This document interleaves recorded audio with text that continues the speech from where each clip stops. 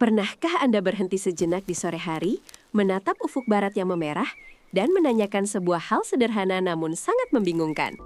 Kalau langit kita memang dari sananya berwarna biru terang sepanjang hari, kenapa setiap jam 6 sore dia mendadak berubah wujud menjadi kanvas raksasa berwarna jingga kemerahan? Apakah matahari secara ajaib mengganti lampu bohlamnya? Tentu saja tidak. Fenomena menakjubkan yang kita saksikan secara gratis setiap sore ini sebenarnya adalah sebuah pertunjukan fisika optik yang sangat megah. Ini adalah sebuah ilusi skala planet yang terjadi tepat di depan mata kita. Mari kita pecahkan bersama rahasia fisika alam semesta ini. Untuk benar-benar memahami misteri perubahan warna langit ini, kita harus memulai perjalanan dari sumber cahayanya itu sendiri, yaitu matahari. Meskipun cahaya matahari yang menyinari bumi tampak berwarna putih terang atau sedikit kuning keemasan di mata kita, cahaya putih tersebut sebenarnya memendam sebuah rahasia besar. Cahaya putih adalah gabungan dari seluruh warna pelangi yang sedang menyamar dan berjalan bersama-sama. Ya, warna merah, jingga, kuning, hijau, biru, nila, dan ungu, semuanya saling berpelukan erat dalam satu paket cahaya putih tersebut. Ilmuwan besar Sir Isaac Newton telah membuktikan hal ini ratusan tahun yang lalu menggunakan sebuah prisma kaca yang memecah cahaya putih menjadi barisan spektrum warna yang luar biasa indah. Setiap warna dalam paket cahaya matahari kita ini ternyata memiliki kepribadian fisik yang berbeda-beda, yang dalam dunia sains optik kita sebut sebagai panjang gelombang. Bayangkan warna-warna ini sebagai gelombang energi yang terus berenang mengarungi ruang angkasa yang hampa. Warna biru dan ungu adalah jenis gelombang energi yang sangat lincah. Mereka bergerak dengan jarak bukit antar gelombang yang sangat rapat dan berukuran pendek. Sebaliknya, warna merah dan jingga adalah warna yang bergerak lebih santai. Mereka bergerak dengan jarak bukit antar gelombang yang sangat panjang dan melebar luas. Perbedaan drastis pada ukuran panjang gelombang inilah yang nantinya akan menentukan nasib hidup dan mati mereka saat tiba di atmosfer planet bumi. Nah, sebelum cahaya matahari bisa dengan aman mencapai mata kita di permukaan bumi, ia harus berjuang melewati sebuah rintangan raksasa terlebih dahulu. Rintangan pelindung itu adalah atmosfer bumi kita. Perlu diingat bahwa atmosfer bumi bukanlah ruang hampa udara yang kosong melompong.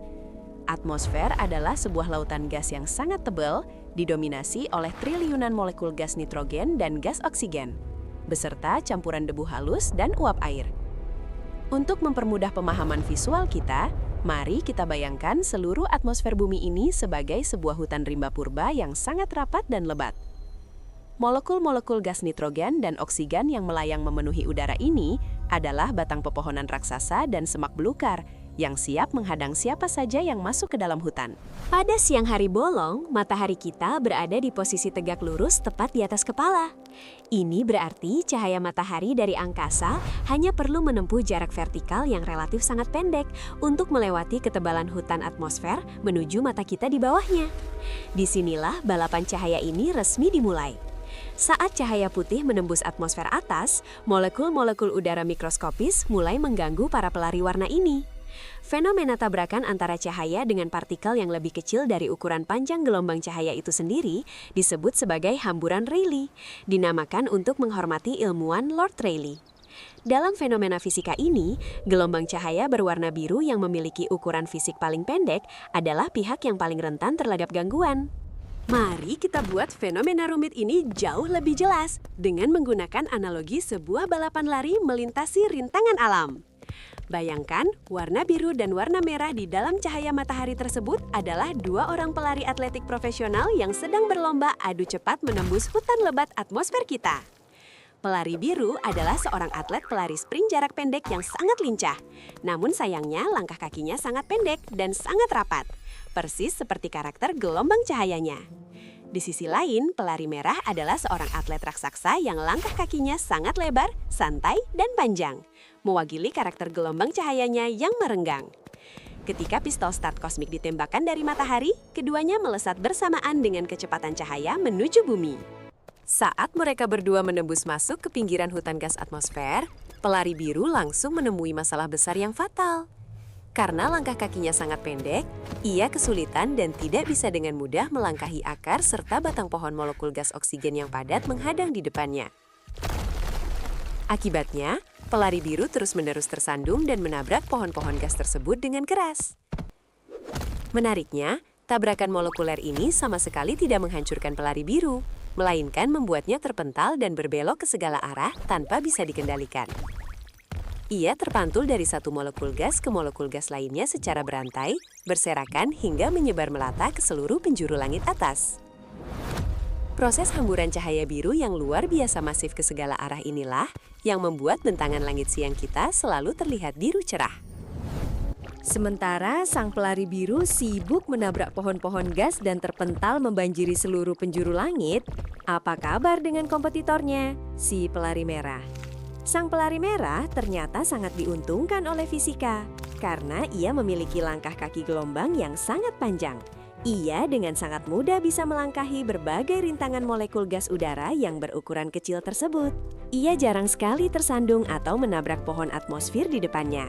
Oleh karena itu, gelombang cahaya berwarna merah dipadukan dengan jingga dan kuning bisa terus berlari lurus menembus lapisan hutan rintangan udara tanpa banyak mengalami hambatan berarti. Pada siang hari, warna merah ini tiba dengan selamat dan masuk ke mata kita, bersama-sama dengan sisa warna lain, diproses otak sebagai pendaran cahaya putih kekuningan matahari siang. Namun, tatanan fisika ini seketika berubah drastis saat waktu bergeser menuju jam 6 sore hari. Bumi yang terus berputar pada porosnya menyebabkan matahari seolah-olah tampak bergerak turun perlahan, merendah ke arah garis cakrawala barat. Secara hukum geometri ruang, pergantian waktu ini adalah momen yang sangat kritis. Saat matahari berada hampir menyentuh garis cakrawala ufuk barat, cahaya matahari tersebut tidak lagi datang dari atas kepala kita. Alih-alih meluncur vertikal, cahaya kini terpaksa harus menembus atmosfer secara miring, menyamping jauh menelusuri kelengkungan permukaan bumi. Perubahan sudut masuk ini mungkin terdengar sepele, tetapi ini berarti total jarak tempuh yang harus dilalui oleh cahaya di dalam lautan atmosfer pelindung menjadi berlipat-lipat jauh lebih panjang dan jauh lebih tebal. Mari kita kembali lagi merujuk pada analogi balapan hutan kita.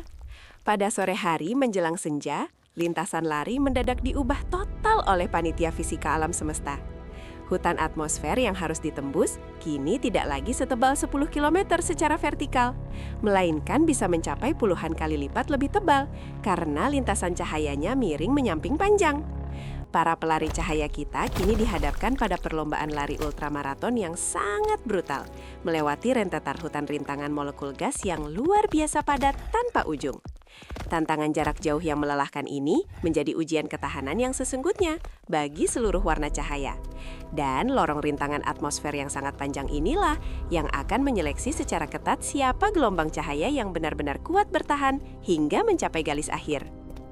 Di lintasan udara menyamping yang sangat menyiksa dan teramat panjang ini, sang pelari biru yang lincah harus mengalami nasib yang cukup tragis.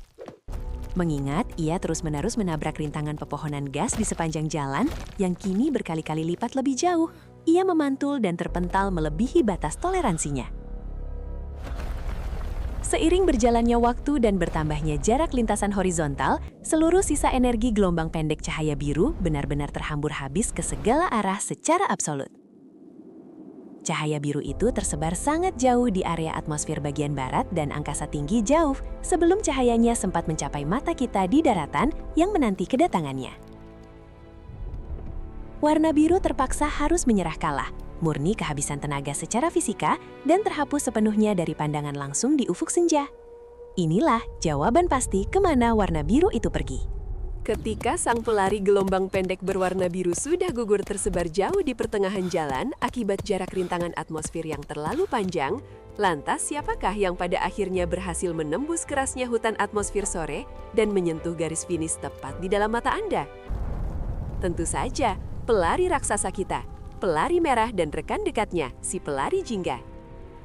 Mengandalkan langkah kaki gelombangnya yang sangat panjang dan rileks, gelombang cahaya merah ini terus melompat santai melewati rintangan partikel udara tebal. Walaupun total jarak tempuhnya kini berlipat ganda jauhnya dibandingkan siang hari, karakteristik panjang gelombang merah memungkinkan dirinya untuk bertahan kokoh menembus tabir halang rintang gas udara tanpa banyak terhamburkan atau terpecah belah ke angkasa.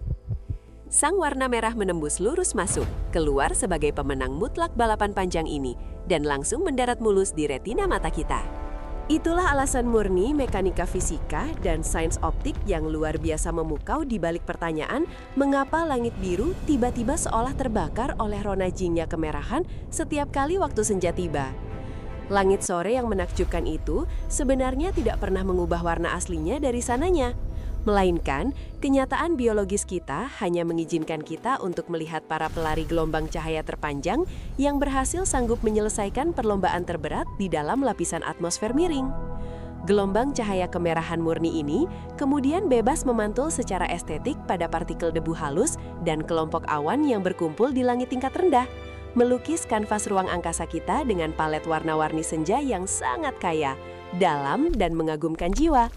Ini murni sebuah mahakarya rutinitas harian yang tercipta hanya karena kebetulan ada satu warna cahaya yang langkah kakinya jauh lebih panjang melangkah di bumi dari warna lainnya.